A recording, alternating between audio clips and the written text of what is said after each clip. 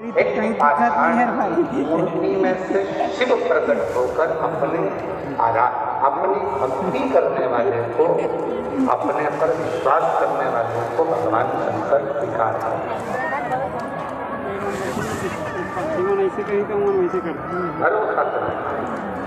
भरोसा करा तो शिव ने अब यहाँ तक तो कथा सामने पर इसके बाद विवाह होने के बाद जब माता सती ब्याह कर शिव जी के साथ सामने जाने कुर्सी लगी भाई कहाँ कैलाश पर पहुँच रहे दक्ष प्रजापति के घर में कोई संपदा की कमी नहीं थी, उनके यहाँ कोई वैभव की कमी नहीं थी, कोई दौलत की कमी नहीं थी, कोई धन की कमी नहीं थी।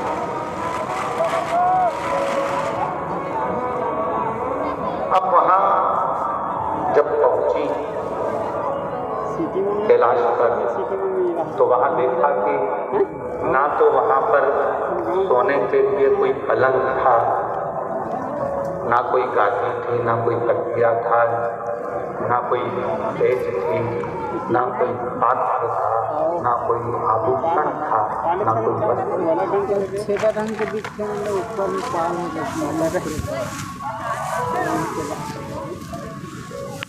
मोरे हाथे मोरे हाँ सर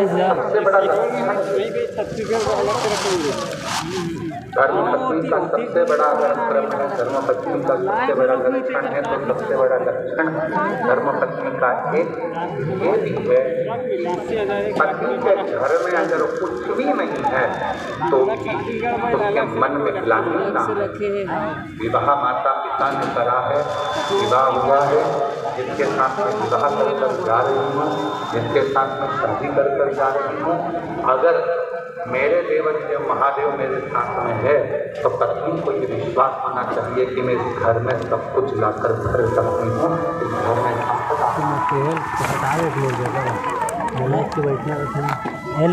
बैठना बैठ जा बंद ही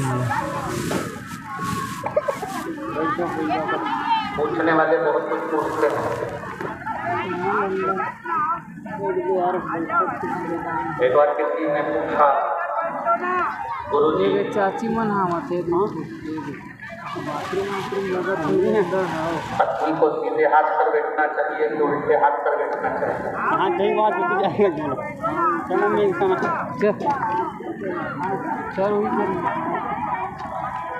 हे गुरुजी पत्नी को सीधे हाथ पर बैठना चाहिए तो उल्टे हाथ पर बैठना चाहिए? हमने कहा पूजन पाठ आराधना साधना में भले सीधे हाथ पर बिठाओ, मना नहीं, पर एक निवेदन जरूर है कि पत्नी भले सीधे हाथ पे बैठे चाहे उल्टे हाथ पर बैठे, पर इतना जरूर ध्यान रखना कि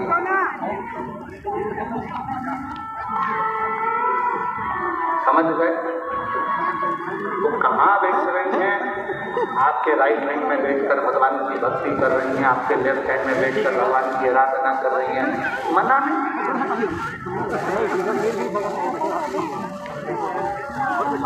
धर्मपत्नी को दिल में भी बिठाओ,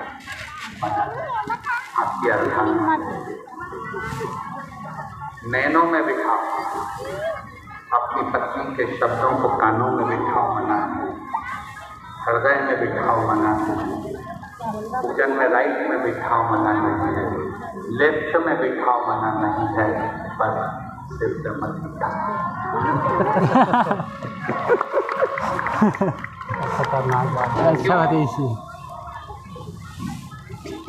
सिर पर किसको बिठाना? पत्नी को दिल में और माता पिता की आज्ञा पर सिर पर बिठाना चाहिए। पत्नी को कहाँ बिठाना चाहिए?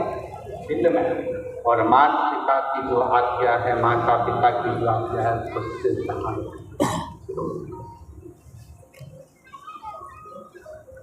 क्योंकि तुम्हारे माता पिता की आज्ञा जब तुम्हारे सिर पर आएगी तो तुम्हारे दिल में जो तुम्हारी धर्म पत्नी बैठी है उसके भी सिर पर तुम्हारे माता पिता की खड़े हो जाए नहीं बना ठीक बना था खड़ा हो गया नहीं बना दिल में है तुम्हारे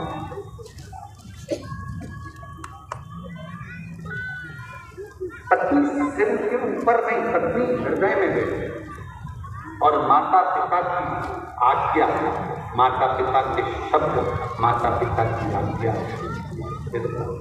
सिरोधार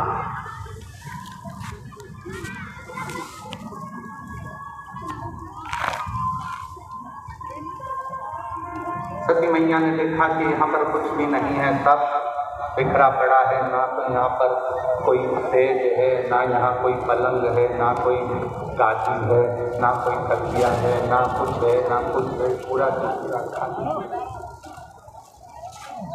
पूरा। शिवजी ने पूछा सती आप अपने पिता प्रजापति का घर छोड़कर मेरे साथ में आई हो, मेरे साथ में आप अपने पिता का घर छोड़कर मेरे साथ में आई हो, मेरे घर में आई। यहाँ पर मेरे पास में कुछ वैभव नहीं है, धन नहीं है, दौलत नहीं है, संपदा नहीं है, सत्ता नहीं है, यहाँ मेरे पास में तुमको देने के लिए कुछ।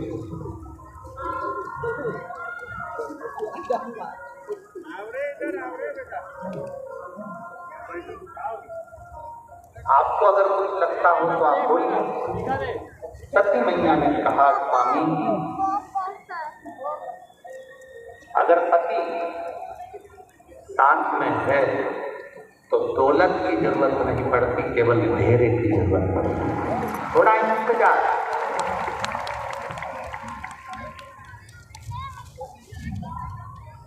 और यदि हमारे भीतर थोड़ा सा भी धैर्य है, आज के ज़माने में धैर्य की बहुत बड़ी कमी हो गई थी।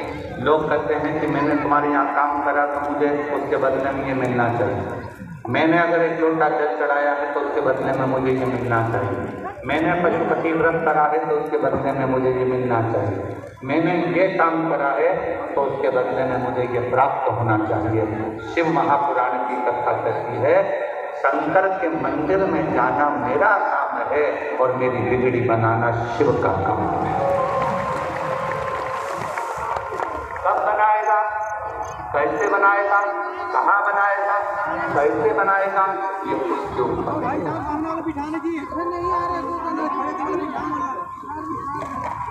थोड़ा इंतजार तो करो, प्रतीक्षा नहीं करते। माता उर्मिला ने लक्ष्मण जी की प्रतीक्षा 14 वर्ष तक इंतजार करा है माँ। भरत जी ने 14 वर्ष तक इंतजार करा है भगवान का। कौशल्या जी 14 वर्ष इंतजार करती हैं भगवान राम का। माँ जानकी जी लंका के अंदर बैठ कर इंतजार करती हैं भगवान राम का। माँ शबरी अम्बा 55 से लेकर बुढ़ापे तक इंतजार करती हैं भगवान राम का।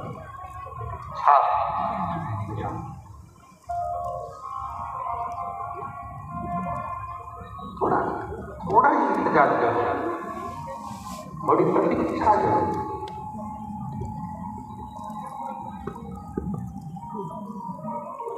और फिर जब इंतजार समाप्त होता है, सामने हमारा परमात्मा खड़ा होता है, देवदेव महादेव भगवान शिव खड़े होते हैं। जब हमारा देवदेव महादेव हमारा भगवान हमारे सामने होता है तब एक आप में से कितने लोग हैं जिन्होंने रेल में सफर करा, जो रेल में बैठे हैं, कभी नहीं बैठे हैं, कभी हाथ उठाओ, सब बैठे हो। स्टेशन गए हो, रेलवे स्टेशन, रेल में बैठने के लिए जब के तो बोलो टिकट लिया, हाँ रिजर्वेशन भैया, टिकट ले लिया, स्टेशन पर पहुंच गए, किसका इंतजार कर रहे हो? रेल की। जब तक रेल नहीं आती, जब तक ट्रेन नहीं आती, तब तक बेचैनी लगी रहेगी।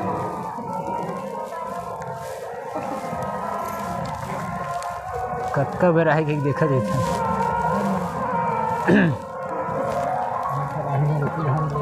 कोई चीज आती है आपको लगता है अपनी, बोलो सही नहीं लगता, इधर से निकल गए तो किसी ने कहा अरे इधर से थोड़ी ना आएगी, अपने को तो जाना इधर है तो इधर से आए। अच्छा हाँ, अब जितनी ट्रेन इधर से आ रही है उसका इंतजार हो रहा है, जो भी निकल रही है उसका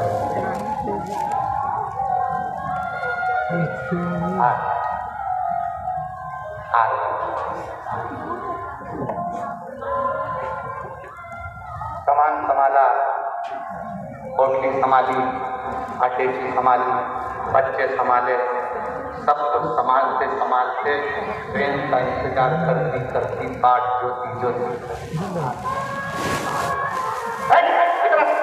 बच्चों को जल्दी आगे कितना टेंशन, टिकट लेके रखा है पर ट्रेन में जब तक डेट नहीं गई तब तक टेंशन टेंशन टेंशन।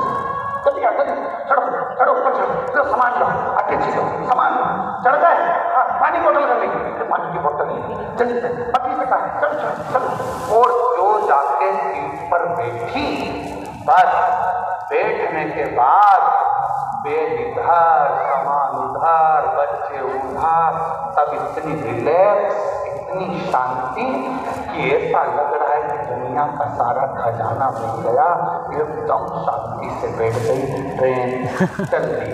अब इसको टेंशन नहीं है, अब इसको चिंता नहीं, अब इसको बिल्कुल भी चिंता नहीं है। अब तो जब उतरेगी सामने स्टेशन आएगा उतर जाए, अब चिंता नहीं है। चिंता तब थी जब तक ट्रेन नहीं मिली, चिंता तब थी जब तक ट्रेन में बैठी नहीं, तब तक चिंता। ट्रेन आ गई, बैठ गई, चिंता समाप्त हो गई। बस यही शिव पुराण कहती है, आप कब तक चिंता में हैं जब तक आप शंकर भगवान के दरवाजे तक नहीं पहुंचे। आप कब तक चिंता में हैं जब तक शिव के सामने जाकर नहीं बैठे। जो शंकर के द्वार पर पहुंच गया, महाकाल राजा के चरणों में पहुंच गया, जो मेरे विश्वनाथ के चरणों में पहुंच गया, जिसने भगवान शंकर की अविरत भक्ति को धारण कर लिया, बस शिव तत्व को जिसने अपने भीतर उतार लिया, फिर चिंता करने की जरूरत नहीं है। अब सौंप दिया इस जीवन का सब भार तुम्हारे।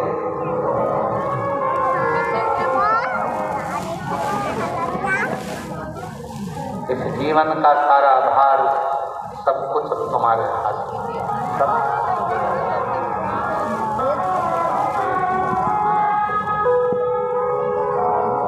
अब कोई चिंता, कोई विषय, कोई बैठ ट्रेन के अंदर चिंता छोड़, बस ट्रेन नहीं आएगी तब तक चिंता थी, बैठी नहीं तब तक चिंता थी, जब आ गई, जब तुम शंकर की शरणागति में पहुंच गए और शंकर जी के सामने बैठ गए, कोई हम तो बाबा के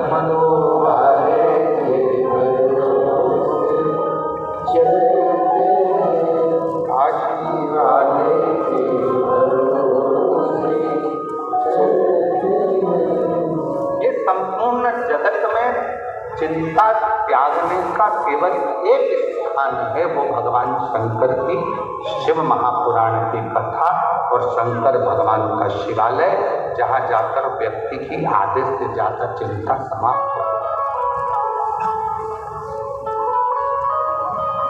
एक पत्र है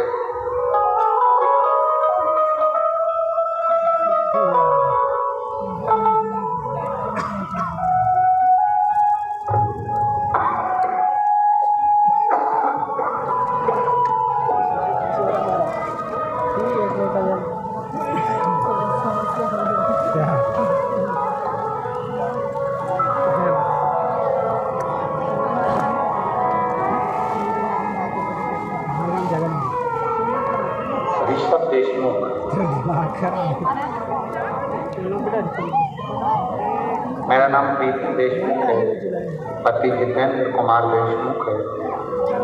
मैं ग्राम रीको, नया रायपुर, छत्तीसगढ़ की निवासी हूँ। कहीं बैठे हों तो हाथ लगा सकते हैं। मेरा बेटा अनय देशमुख 4 वर्ष की आयु के बाद अचानक से तबीयत खराब होना शुरू हुआ। कहीं बैठे हैं आप?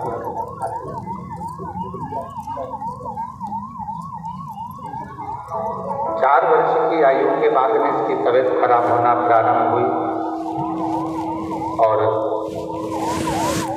अचानक तबीयत खराब होना शुरू हो गया। बच्चे को डॉक्टर को दिखाया तो डॉक्टर ने बच्चे को बहुत सारी न्यूरो बीमारी का लक्षण बताया और बोला कि छत्तीसगढ़ में इसका इलाज संभव नहीं। बच्चे को हैदराबाद के बड़े हॉस्पिटल में रिफर कर दिया। एडमिट होते के दूसरे दिन बच्चे का चलना फिरना, उठना बैठना, बोलना बात करना, आवाज़ आना बंद हो गया। यहाँ तक बच्चे को दोनों आँखों से दिखना बंद हो गया। पूरी तरह से आँखें चली गई, दिखना बंद हो गया। बीमारी और बढ़ गई। बीमारी की खोज करने के लिए बच्चे के सिर में एक बार ब्रेन बायोप्सी कराई गई, 4 बार कमर में बोन बायोप्सी। विदेश में